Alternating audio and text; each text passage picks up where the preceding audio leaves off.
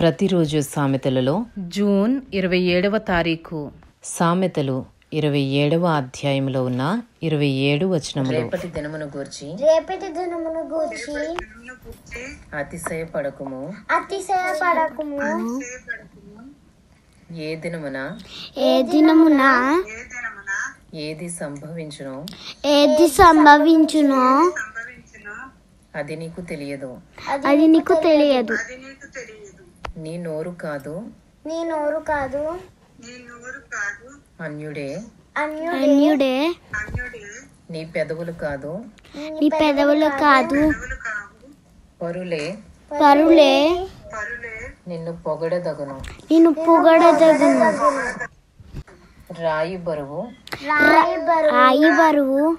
ఇసుక భారము. మూఢుని కోపము ఆ రెంటి కంటే బరువు.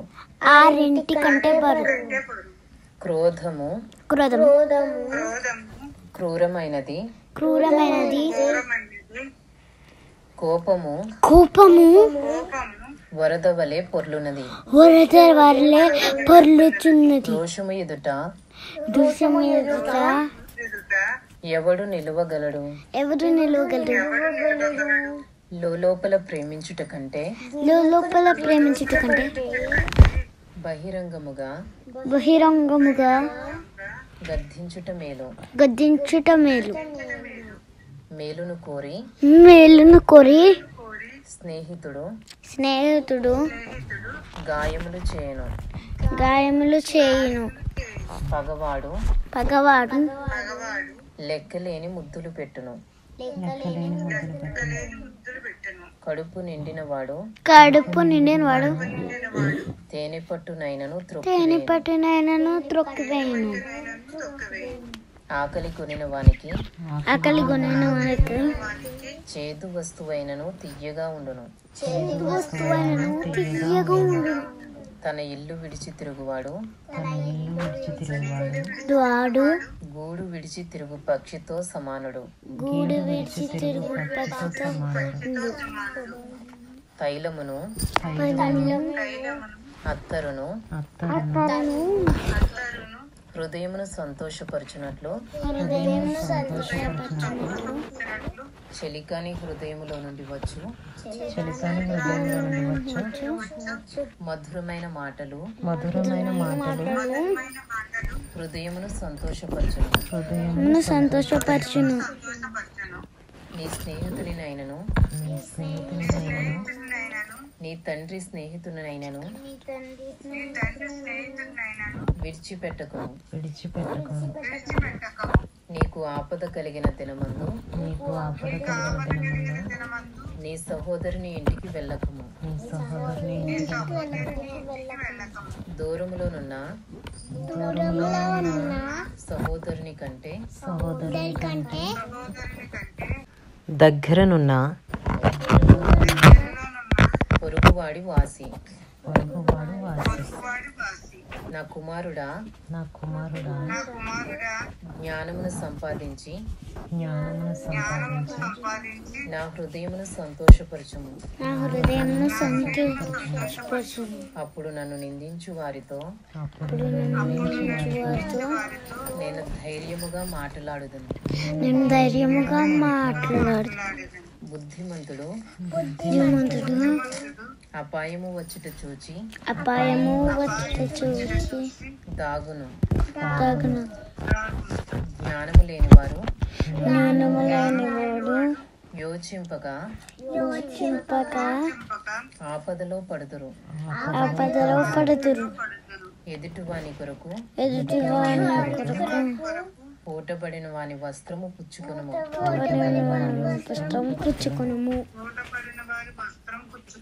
పరుల కొరకు పూటబడిన వాని వలన కుదువ పెట్టించుము. వేకువనే లేచి గొప్ప శబ్దముతో తన స్నేహితుని దీవించు వాని దీవెన వానికి శాపముగా ఎంచబడును. ముసురు దినమున ఎడతెగక కారు నీళ్లును గయ్యాలి అయిన భార్యయు సమానము. దానిని ఆపచూచువాడు గాలిని ఆపుచూచువానితోను తన కుడి చేత నూనె పట్టుకుని వానితోను సమానుడు. ఇనుము చేత ఇనుము పదునగును. అట్లు ఒకడు తన చెలికానికి వివేకము పుట్టించును. అంజూరపు చెట్టును పెంచువాడు దాని ఫలము తినును. తన యజమానుని మన్నించువాడు ఘనత నొందును. నీటిలో ముఖమునకు ముఖము కనబడునట్లు ఒకని మనస్సునకు మరి ఒకని మనస్సు కనబడును. పాతాళమునకును అగాధ కూపమునకును తృప్తి కానేరదు. అలాగున నరుల దృష్టి తృప్తి కానేరదు. మూస చేత వెండిని కొలిమి చేత బంగారును తాను పొందిన కీర్తి చేత నరుని పరిశోధింపవచ్చును. మూఢుని రోటులోని గోధుమలలో వేసి రోకట దంచినను వాని మూడత వాని వదిలిపోదు. నీ పశువుల స్థితి జాగ్రత్తగా తెలుసుకును. నీ మందలయందు మనస్సు ఉంచుము. ధనము శాశ్వతము కాదు. కిరీటము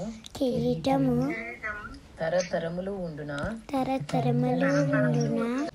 ఎండిన గడ్డి వామి వేయబడును. పచ్చిక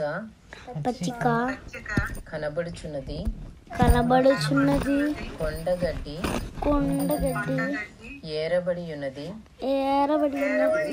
నీ వస్త్రముల కొరకు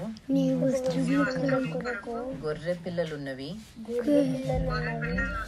ఒక చేని క్రయధనమునకు పొట్టేలు సరిపోవును. నీ ఆహారమునకు నీ ఇంటి వారి ఆహారమునకు నీ పనికత్తెల జీవనమునకు మేకపాలు సమృద్ధియగును. ఇంతటితో సామెతలు 27వ అధ్యాయంలో ఉన్న 27 వచనములు పూర్తి చేయబడినవి.